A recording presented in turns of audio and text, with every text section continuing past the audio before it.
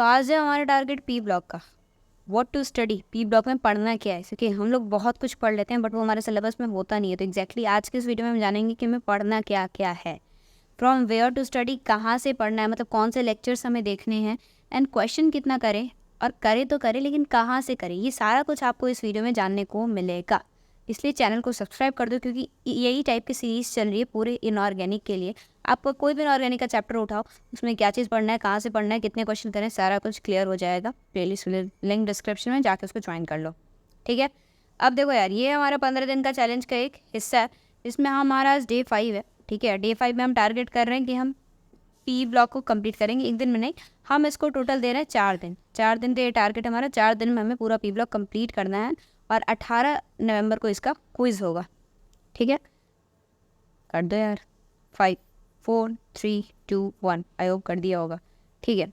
अब देखो यार, जो हमारा पी ब्लॉक है ना, इसमें जो इलेक्ट्रॉनिक कन्फिग्रेशन होता है वो ऐसा ही होता है कि इस फॉर्म में होता है। NH2 तो सब में होता है, फिर यहाँ से NP1, पी में एक आ गया इलेक्ट्रॉन, 2 इलेक्ट्रॉन, 3 4 5 6, ऐसे कर करके आपका कॉन्फ़िगरेशन जो है वो 13 से लेके पूरा 18 तक जाता है, ठीक है। तो ये बेसिक का कॉन्फ़िगरेशन आपको क्लियर होना ज़रूरी है।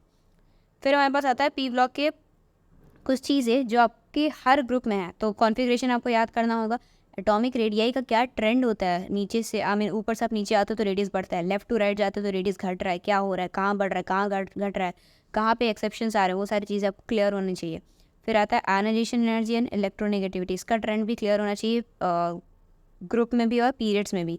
फिर फिजिकल प्रॉपर्टी की अगर हम बात करें तो हाँ जी, टेबल में, पीरियोडिक टेबल में melting point, boiling point, density, ये सारा ट्रेंड्स आपको क्लियर होना चाहिए। प्रॉपर एक टेबल दिया हुआ है जिसमें सारी चीज़ें लिखी हुई हैं, तो उसको रट लेना। उसके बाद हमारे पास आते हैं केमिकल प्रॉपर्टीज़। तो रिएक्टिविटी टुवर्ड्स एयर कैसा रहेगा, एसिड्स एंड बेसिस के टुवर्ड्स उसकी रिएक्टिविटी कैसी है, हैलोजन से ये कैसे रिएक्ट करता है, ये पी ब्लॉक के एटम्स, ये सारा कुछ आपको क्लियर होना चाहिए, पी ब्लॉक के एलिमेंट्स। अब हम आते हैं इंपॉर्टेंट कंपाउंड्स। तो जब आप बोरॉन फैमिली में जाओगे ना, तो फिजिकल केमिकल प्रॉपर्टीज़ के अलावा इसमें ये इंपॉर्टेंट कंपाउंड्स भी हैं। इसमें आपको सबसे पहले आता है बोरेक्स, फॉर्मूला Na2B4O710H2O, ये कैसे बनता है, ठीक है। इसके रिएक्शंस वगैरह जितनी भी NCERT में दी गई हैं उससे ज़्यादा नहीं, जितना NCERT में सब एकदम कंप्लीट होना चाहिए। उसके बाद आता है हमारे पास ऑर्थोबोरिक एसिड H3BO3, तो यहाँ बी रहता है, यहाँ से 3 OH निकला रहता है, फिर वो आपस में जुड़े होते हैं तो हाइड्रोजन बॉन्डिंग होता है। जो भी चीज़ें उसका पूरा बेसिक आपको क्लियर होना चाहिए। फिर तीसरा हमारे पास आता है डाइबोरेन B2H6। अब इसका स्ट्रक्चर कैसा होता है और ये कैसा होता है वो भी आपको बिल्कुल क्लियर होना चाहिए, इसकी क्या प्रॉपर्टीज़ होती हैं, सब क्लियर होना चाहिए। कमिंग ऑन टू जो हमारा सेकंड ग्रुप होता है, उसमें फिजिकल प्रॉपर्टीज़, केमिकल प्रॉपर्टीज़ के अलावा एलोट्रोप्स ऑफ कार्बन होते हैं, आपको पता ही होगा, डायमंड, ग्रेफाइट एंड तीसरा कमेंट करके बताओ। उसके बाद हम बात करते हैं important compounds of carbon and silicon. इसके कुछ इंपॉर्टेंट कंपाउंड्स भी दिए गए हैं, उनका स्ट्रक्चर, वो उनके रिएक्शंस, उनके प्रॉपर्टीज़ आपको याद होनी चाहिए। Carbon monoxide, carbon dioxide, SiO2, silicon dioxide, silicon, silicates and zeolites, ये सब क्लियर होना चाहिए।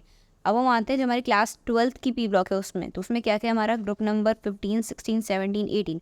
तो देखो इसमें भी सारा कुछ आपका ये जो फिजिकल, ये जो प्रॉपर्टीज़ है, कॉन्फ़िगरेशन, एटॉमिक रेडियाई, ये सारा कुछ आपका डिट्टो सेम होने वाला है। हर एक ग्रुप में आपको याद करना है, हर एक ग्रुप का याद करना है। उसके बाद अगर हम बात करें तो ग्रुप नंबर 15 में हमारे पास ऐसे कंपाउंड्स हैं जिनका प्रिपरेशन हमें याद होना चाहिए और प्रॉपर्टीज़ याद होनी चाहिए। इसके अलावा वो कौन से प्रोसेस से बन रहे हैं, वो कॉन्टैक्ट प्रोसेस से बन रहे हैं, हेबर्स प्रोसेस से बन रहे हैं, वो पूरा प्रोसेस हमको याद होना चाहिए, पूरा रिएक्शन हमें याद होना चाहिए, ठीक है। और प्रॉपर्टीज़ याद होनी चाहिए उसकी। तो यहाँ डाई नाइट्रोजन है, ये आपका ग्रुप नंबर 15 का है, ठीक है ना। अमोनिया है आपका, HNO3 है एंड फॉस्फीन है। ये कंपाउंड्स का प्रोसेस क्या है, कैसे बनते हैं, क्या रिएक्शन है, क्या प्रॉपर्टीज़ है, क्लियर होना चाहिए। फिर हम आते हैं ग्रुप नंबर 16 में, हमारा डाई ऑक्सीजन है, ओजोन है, SO2 है, H2SO4 है।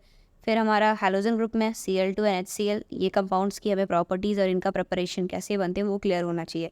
फिर हम आते हैं हमारे पास जब हमारा 18 group that is noble gas, उसमें हम आते हैं तो हमारा जेनॉन का जो फ्लोराइड्स XeF2, XeF4, XeF6, ये सारे कंपाउंड्स के रिएक्शंस आते हैं एग्जाम में, वो क्लियर कर लो। एंड जेनॉन ऑक्सीजन के कंपाउंड जो होते हैं वो भी क्लियर कर लो।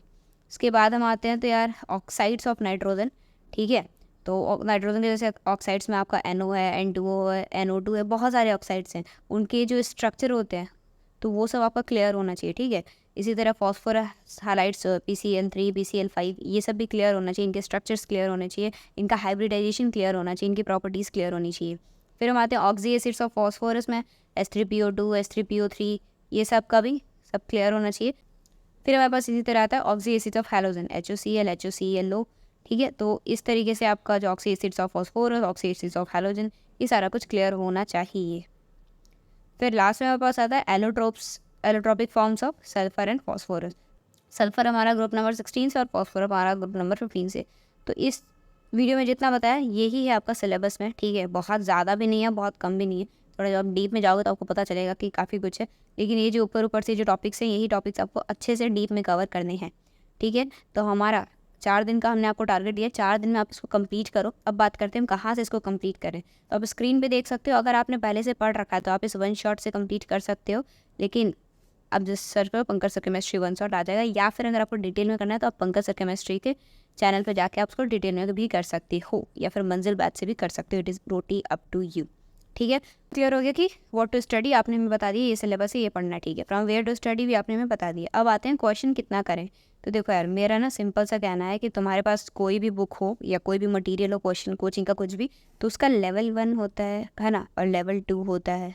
तो मेरी बात मानो ना, तो लेवल 1 से कम तुम 30 से 50 क्वेश्चन, 30 से 40 क्वेश्चन करो। लेवल 2 से कम 30 से 40 क्वेश्चन करो, और फिर PYQs उठाओ, 40 से 50 PYQs करो। इतना करते हो तब जाकर तुम्हारा कॉन्फिडेंस इन चैप्टर्स पे आएगा। और इसके बाद जो चीज़ चाहिए नंबर ऑफ़ टाइम्स, वो है रिवीजन। शॉर्ट नोट्स बना लो, कुछ अपने न्यूमोनिक्स बना लो, याद करने के तरीके बना लो, बार बार उसको रिवाइज़ करते रहो, क्योंकि रटने वाली चीज़ें हैं, और हल्का सा भी बोलोगे ना फिर वहाँ पे दिक्कत हो जाएगी।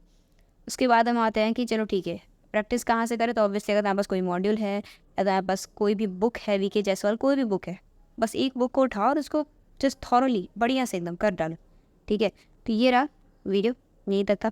Thank you so much for watching. यार जाते जाते सब्सक्राइब करके जाना। टेलीग्राम पे जल्दी से ग्रुप को ज्वाइन कर लो, क्योंकि वहाँ पे हमारा क्विज़ हो रहा है रेगुलर बेसिस पे। आप अपना परफॉर्मेंस भी वहाँ चेक कर सकते हो। Thank you so much for watching. Stay subscribe.